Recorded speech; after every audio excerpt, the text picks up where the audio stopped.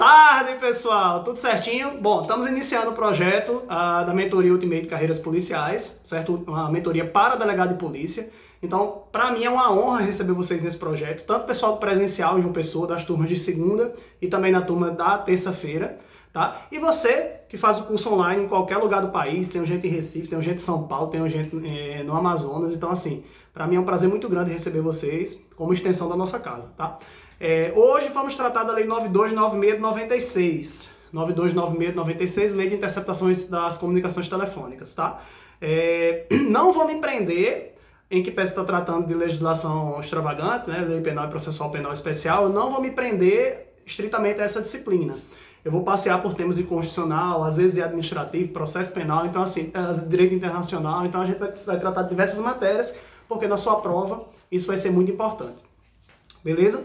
Eu vou retirar o vídeo agora e vou jogar o vídeo aqui para a tela, então vai ter um cortezinho da imagem, certo? E espero que você aproveite a aula. É uma aula muito importante que costuma despencar nas provas, pelo menos uma ou duas questões vai estar presente na sua prova. Então aproveita, vou colocar o material de apoio, certo? Vou colocar o material de apoio para você acompanhar. E já informo que tem uma aula que já foi gravada, que foi a aula presencial da terça-feira com o professor Renan sobre direito constitucional. Então aproveita a aula e tamo junto e vamos juntos construir a sua aprovação, beleza? Bom, pessoal, vamos lá. Vamos começar então, né? Vamos tratar sobre a Lei 9296/96, Lei de Interceptação das Comunicações Telefônicas, beleza? De antemão, nós não vamos esgotar o tema interceptação telefônica, mas vamos trazer aqui os temas mais importantes. Como eu falei no vídeo antes de fazer o corte, não se prenda apenas à Lei de Interceptação Telefônica. Eu vou dar aula acerca de uma porrada de coisa dentro dessa lei. Eu vou tratar sobre temas de direito constitucional, nas minhas aulas eu vou tratar também acerca de direito administrativo, hora penal, hora processo penal. Então, assim, não é uma aula que se prende apenas efetivamente ao objeto da aula, tá? A gente vai passear por diversos temas, tá bom? Então, sem mais delongas, vamos começar a tratar acerca da Lei 9296/96 naquilo que cai, naquilo que é mais importante para a sua prova, beleza? Então, Lei 9296/96. Inicialmente, é importante tratar sobre a previsão constitucional, ó.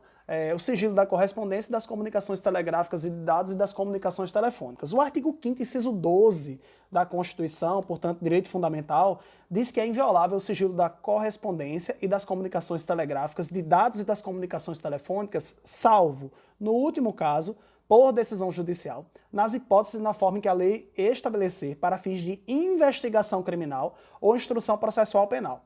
Tá? De antemão, estamos diante de um direito fundamental, mas é importante você lembrar que, na dicção do STF, no entendimento do STF, direitos fundamentais não têm caráter absoluto, pois direitos não podem ser utilizados como escudo para práticas criminosas. Isso vive sendo citado pelo STJ, diversos professores, diversos doutrinadores vêm com esse mesmo posicionamento, em que pese seja um direito fundamental, portanto, se é direito fundamental é alçado a uma cláusula pétrea, isso não significa que ele não pode ser relativizado. Então, se cair na sua prova que os direitos fundamentais podem ser relativizados, essa afirmação é verdadeira.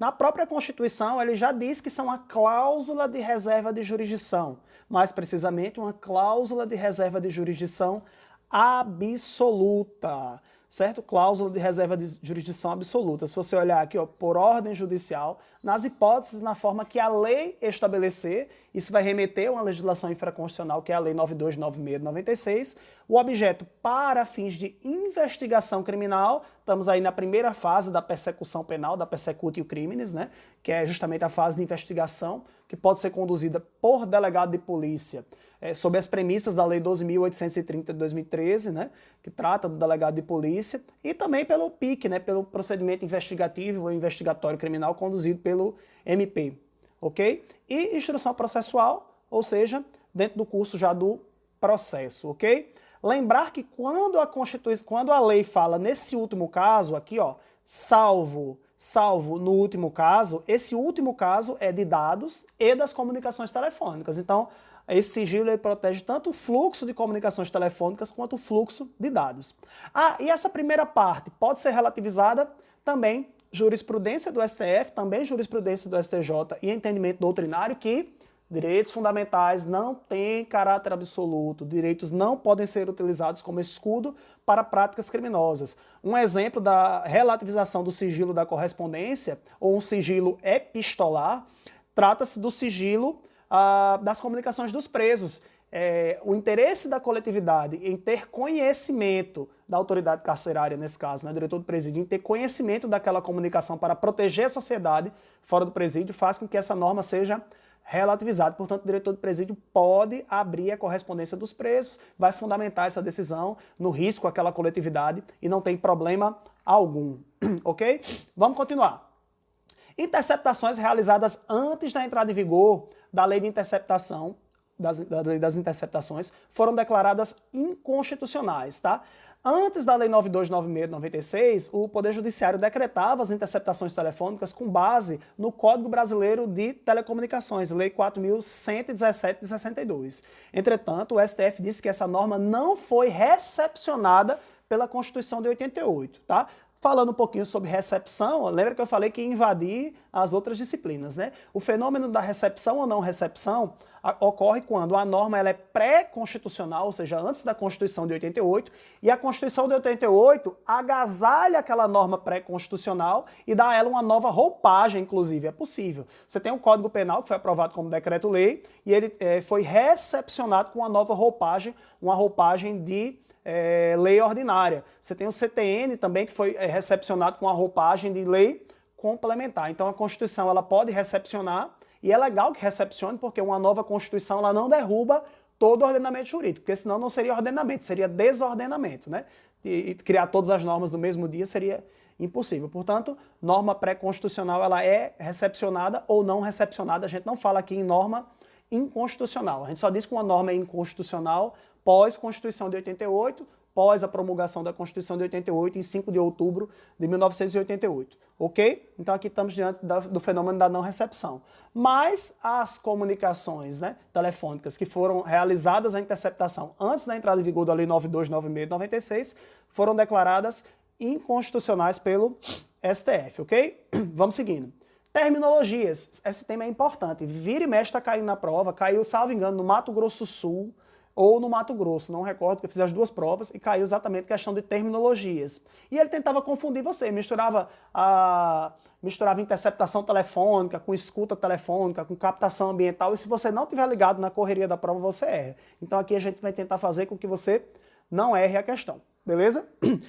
O que vai definir se trata de uma comunicação telefônica ou não é o fato de ter o telefone ou o fluxo de dados na jogada. Então, se eu estiver diante do telefone ou fluxo de dados, né, fluxo de comunicações na jogada, isso vai ser uma comunicação telefônica. Se não tiver, não é uma comunicação telefônica, pode ser uma comunicação ambiental. A gente vai tratar desses institutos, tá? Então, ó, comunicações telefônicas abrange não apenas conversa por telefone, mas também a transmissão, emissão, recepção de símbolos, caracteres, sinais, escritos, imagens, sons ou informações de qualquer natureza por meio de telefonia, estática ou móvel. Ainda existe estática, mas existe, tá?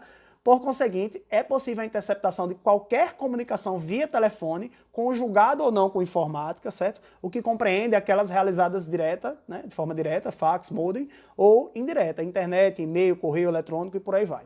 Beleza? Só para a gente começar. Aqui eu já faço algumas observações. Ó. O artigo 5º, inciso 12 da Constituição, né, tanto ele quanto a Lei 9296 de 96, no seu artigo 1º, afirmam que a interceptação das comunicações telefônicas trata-se de cláusula de reserva de jurisdição absoluta. Isso significa que só pode ser decretada por autoridade judiciária, por membro do Poder Judiciário. E aqui a gente vai ter o juiz, desembargador, ministro, né, no âmbito dos tribunais superiores, beleza? Então, a interceptação das comunicações telefônicas é matéria de cláusula de reserva de jurisdição absoluta. Pode ser que caia na sua prova dizendo que é uma cláusula de jurisdição relativa. Lá na frente a gente vai tratar sobre isso. Então não é cláusula de jurisdição absoluta, beleza? Então está previsto na Constituição. Bizu, já passei, mas vou reforçar. Caiu na sua prova discursiva ou prova oral e coloca assim, para você falar acerca dos requisitos para a realização da interceptação telefônica. Seu primeiro ponto é dizer que a Constituição alçou o sigilo das comunicações telefônicas como direito fundamental, né? Deu arrimo constitucional. mas na dicção do STF, direitos fundamentais não podem ser utilizados sob o argumento de se tratar de um direito fundamental como escudo para práticas criminosas. E, portanto, com base na dicção do STF, é possível a relativização desse direito. E aí você vai citar o artigo 5º, inciso 12, que trata do sigilo, além do sigilo epistolar, trata também da comunicação telefônica, beleza? Então vamos lá, o artigo 1º da Lei 9296/96, superada a questão constitucional, afirma que a interceptação das comunicações telefônicas de qualquer natureza para prova em investigação criminal e em instrução processual penal observará o disposto nesta lei, na Lei 9296/96, e dependerá de ordem do juiz competente da ação principal sob segredo de justiça, tá? Lembrar que o parágrafo único fala da questão do fluxo de comunicações, então é tanto a interceptação da própria comunicação em si, como o fluxo de comunicação de sistemas de informática e telemática, tá? Então, em tese, estaria sujeito também àquela questão relativa aos aparelhos, mensagem instantânea, WhatsApp, o próprio Messenger do Facebook e por aí vai, beleza? Comunicação ambiental, né, por uma interpretação a contrário senso, é aquela realizada diretamente no meio ambiente, sem transmissão e recepção por meios físicos, artificiais, como fios elétricos, cabos ópticos, etc. Né? Logo, trata-se de uma conversa mantida entre duas ou mais pessoas, sem a utilização do telefone em qualquer recinto privado ou público. Exemplo, praça, escritório, casa, restaurante, shopping, por aí vai. Pergunta, precisa ou não precisa de autorização judicial para realizar uma interceptação da comunicação ambiental ou uma escuta ambiental, tá? Depende não da escuta em si, não do ambiente em si, perdão, não da comunicação ambiental em si, mas do local onde vai ser realizada. A escuta ambiental, a gravação dessa conversa, sem o telefone, não tem o telefone na jogada, via de regra, ela não precisa de autorização judicial. Duas pessoas conversando na praça, via de regra, não precisa de autorização judicial. Agora, se essa conversa é mantida dentro da casa da pessoa ou dentro do escritório, eu vou precisar de autorização judicial não por causa da escuta em si, mas por causa do sigilo, da inviolabilidade domiciliar, prevista no artigo 5º, inciso 11. O artigo 5º, inciso 11 da Constituição diz que a casa é asilo inviolável do indivíduo, ninguém nela podendo permanecer e por aí vai, sem autorização expressa do morador e tal, salvo aquelas exceções legais. Tá? Então, o que vai fazer com que necessite de uma autorização judicial não é a comunicação ambiental em si, mas sim o local onde vai ser realizada. Temos exemplo de decretação é o vulgo grampo, né? Grampearam a casa do sujeito, inclusive com o escritório de advocacia e à noite o ingresso dos agentes de polícia, salvo engano foi a Polícia Federal, para interceptar, colocar microfones, vídeos, etc., dentro daquele escritório de advocacia, porque o causídico era criminoso, estava trabalhando juntamente com o crime organizado, beleza? Então, ó, voltando, mais na frente a gente fala um pouquinho mais sobre isso. Interceptação telefônica, né, ou ambiental em sentido estrito. Aqui eu coloquei junto para você se ligar. Ó. Interceptação telefônica, tenho o telefone na parada. Se eu não tenho, é uma interceptação ambiental. E em sentido estrito, ó, consiste na captação da comunicação alheia por um terceiro, sem o conhecimento de um dos interlocutores. Então, estou dentro de uma interceptação telefônica, eu tenho A e B conversando, João e Paulo conversando, e eu tenho um agente policial escutando essa conversa entre as duas pessoas com o telefone. Não, agora estou tratando sobre ambiente. Estou numa praça e tem João e Pedro conversando na praça e eu tenho um agente de polícia fazendo a captação, seja a captação por estar próximo gravando com o gravador, seja com aqueles aparelhos que amplificam, não recordo o nome agora, que amplificam o som para que ele possa captar. Ok? Então, o que vai diferenciar se vai ser uma interceptação telefônica ou a interceptação ambiental vai ser a presença ou não do telefone. E o fato de dizer que é uma interceptação, essa palavrinha, significa que é um terceiro sem o conhecimento das duas partes, beleza? Então, as duas partes não têm conhecimento de que tem um terceiro escutando aquela conversa. Para ser telefônica, precisa do telefone. Se não, será ambiental, ok? Vamos lá. Escuta telefônica ou ambiental. Não estou dizendo que são sinônimos, eu estou dizendo que a mesma lógica se aplica aos dois. Escuta telefônica, eu tenho que ter o quê? O telefone. Escuta ambiental, eu não tenho o telefone na jogada. É a captação da comunicação efetuada por um terceiro, certo? Com conhecimento de um dos comunicadores e desconhecimento do outro. Então, João está sofrendo, sei lá, de repente uma extorsão, né, delito de extorsão, e comunica à autoridade policial e eles realizam, através de representação judiciária, claro, eles realizam a escuta telefônica, com o telefone na jogada, por telefone. Tranquilo, com ciência de um dos interlocutores e estão fazendo a colheita da prova. Ambiental, João está sendo vítima do mesmo delito e combina um encontro com o criminoso. E a autoridade policial, ciente daquela conversa, faz a captação desse áudio no ambiente físico, sem a presença do telefone.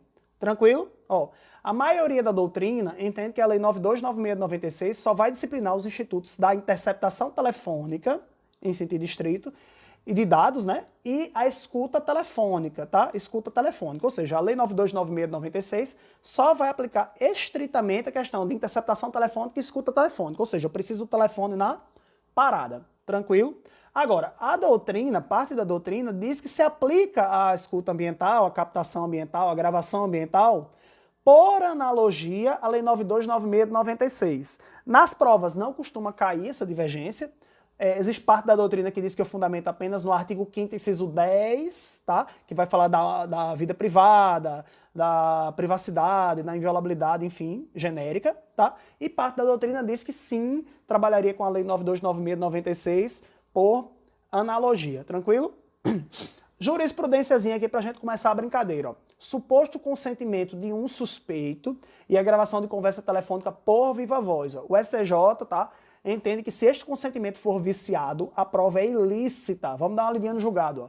Quando não houver consentimento do investigado ou autorização judicial, são consideradas ilícitas as provas obtidas pela polícia por meio de conversas realizadas entre ele e outras pessoas pelo sistema de viva voz dos telefones. Então, a polícia deu aquele baculejo no indivíduo no meio da rua, percebeu que ele tinha todas as características de traficante, pega o telefone do indivíduo, coloca no viva voz, forçando ele a atender essa chamada telefônica, tá? Segundo o STJ, essa prova é uma prova ilícita. Difícil de fazer a prova, né? Mas se ele conseguir provar por outros meios, realmente vai derrubar todo o processo. A prova vai ser ilícita, ok? Então o consentimento não pode ser viciado, certo? O consentimento para se atender esse telefone não pode ser viciado, beleza? Vamos lá.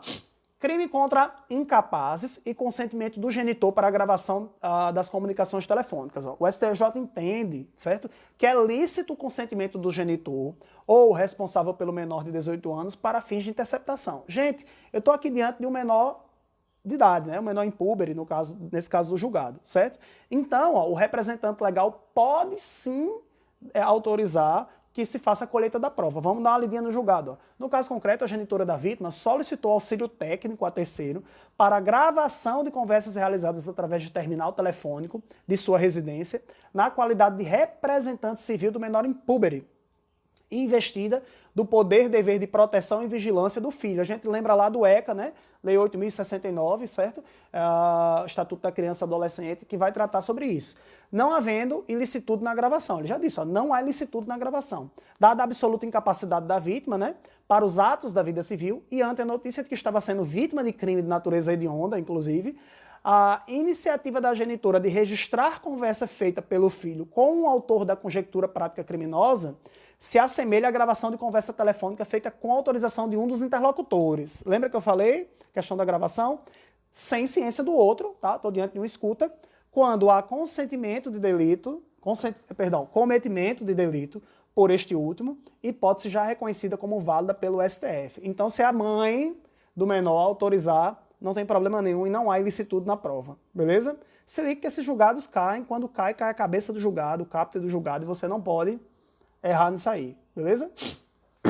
Voltando à questão das terminologias, ó, gravação telefônica ou ambiental clandestina. Quando eu boto o ou, não quer dizer que é sinônimo. Estou dizendo que é a mesma lógica que vai se aplicar. Quem pegar esses slides circulando pela internet aí e ler, vai se lascar todinho ou dizer que o professor não sabe de nada, né? Mas quem assiste a aula, eu estou explicando para vocês.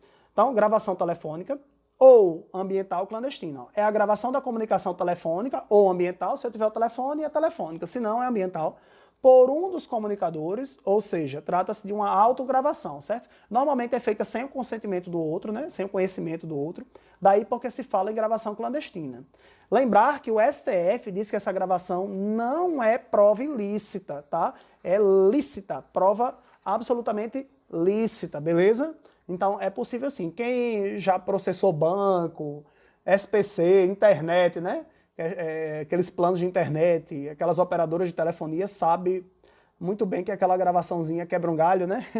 Então é possível sim utilizar, tanto no processo penal quanto em questões relativas a direito civil. Ok? Vamos lá. Natureza jurídica da interceptação telefônica, né, das interceptações telefônicas. Isso aqui você tem que se ligar que é uma medida cautelar de natureza probatória, né, é uma medida preparatória, certo? Trata-se de uma técnica especial de investigação ou meio extraordinário de obtenção de prova. Gente, na sua prova, você não se contenta com citar, é uma medida cautelar. Se cai uma prova discursiva, você tem que exaurir o tema e colocar tudo o que você pensa que pode estar no padrão de resposta. Então você fala que é uma medida cautelar de natureza probatória, certo? É uma medida preparatória, como cautelar é preparatória, certo? Trata-se de uma TEI, né? De uma técnica especial de investigação, técnica extraordinária de investigação e um meio extraordinário de obtenção de prova. Zeke, por que é um meio extraordinário de obtenção de prova? Porque existem meios ordinários de obtenção de prova.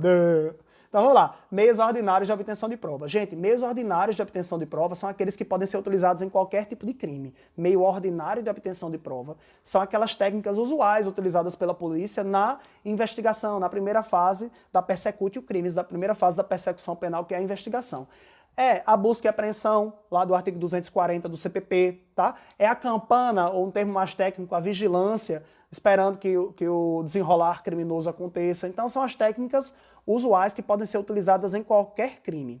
Segundo Renato Brasileiro de Lima, esqueci de dar os créditos e citar a doutrina que a gente vai trabalhar com Renato Brasileiro de Lima, ora a gente vai citar Avena, vai citar Auri Lopes Júnior, vai citar Gustavo Henrique Badaró, certo? Mas vamos trabalhar a priori com Renato Brasileiro de Lima, tá?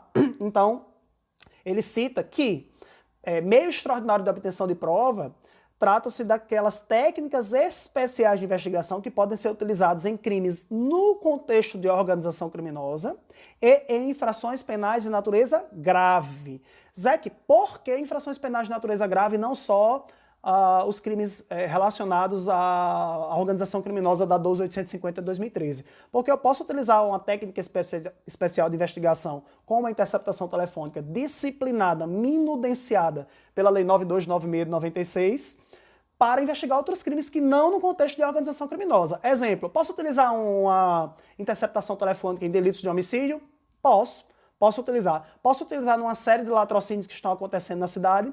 Posso utilizar, vou fundamentar na gravidade do crime, vou fundamentar aí com base na 9296 de 96, da imprescindibilidade daquela utilização, certo? A prova não puder ser colhida por outros meios e por aí vai. Então, a técnica especial de investigação, meio extraordinário de obtenção de prova, extraordinário porque ela é usada no contexto de organização criminosa e em crimes que pela sua própria essência são crimes graves, tá?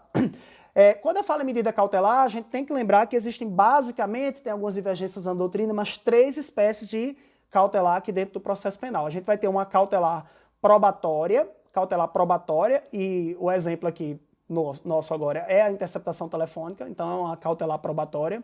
Eu vou ter as cautelares de natureza pessoal, as prisões, né, prisão temporária, prisão preventiva disposta lá no artigo 313, que é as hipóteses de cabimento, 312, os pressupostos e requisitos da prisão preventiva, com a possibilidade de representação da autoridade policial no artigo 311, que dá legitimidade ao delegado de polícia para representar e ao MP para requerer a prisão preventiva. Temporária, que tem lei específica, Lei 7.960 de 89, também podendo ser combinada com a Lei 8.072/90, no caso de ser uma prisão temporária em crimes hediondos, e também, né, a possibilidade de prisão temporária lá para os crimes equiparados hediondos, como o tráfico de drogas da Lei 11.343 de 2006, tá? Então eu vou ter prisão preventiva, prisão temporária, vou ter a prisão em flagrante, mas a prisão em flagrante é uma enorme divergência doutrinária se trata de uma prisão realmente cautelar ou pré-cautelar, né, visto que ela antecede o próprio processo em si. Então, essa divergência doutrinária seria uma prisão cautelar ou pré-cautelar, porque a prisão em flagrante ela não subsiste sozinha. A prisão em flagrante, hoje com audiência de custódia, é remetida à audiência de custódia e o juiz vai decidir se converte essa prisão, artigo 310, né, salvo melhor juízo, o juiz vai decidir se converte essa prisão em flagrante em preventiva, se relaxa a prisão que foi ilegal, não vê requisitos para flagrante no crime, pode até ser crime, mas não é caso de prisão em flagrante, vai ter o processo em si, ou realmente não existiu nada e o juiz relaxa, tá? Então a prisão ilegal ela será relaxada. Ou ele pode revogar a prisão em flagrante e converter uma cautelar diversa da prisão, conceder uma liberdade provisória com ou sem fiança, tá? Lembrar que, segundo Kleber Masson, tá? Quando eu estou diante de um crime de natureza hedionda, não é possível a liberdade provisória com fiança, só cabe liberdade provisória sem fiança.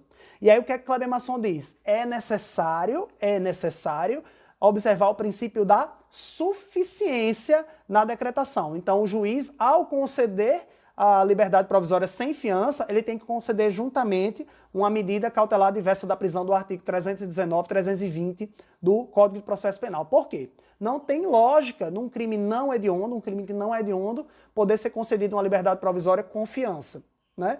E num crime hediondo, que é muito mais grave, você conceder a liberdade sem fiança. Apenas conceder a liberdade provisória e botar o sujeito em casa. Não tem lógica. Então, nos crimes hediondos, o juiz, quando concede a liberdade provisória sem fiança, porque é permissível legal, não pode com fiança, a fiança não cabe para crimes hediondos, é uma das vedações, e os equiparados também. Então o juiz concede a liberdade provisória sem fiança e com base no princípio da suficiência das medidas cautelares, ele concede juntamente uma cautelar diversa da prisão do artigo 319 e 320. 320 é a questão do passaporte. Você vai observar lá o artigo 282 também, que trata das medidas cautelares diversas da prisão e por aí vai. Então vamos lá. Cautelares eu tenho a probatória, né? Probatória, que é uma cautelar preparatória, exemplo, a interceptação telefônica.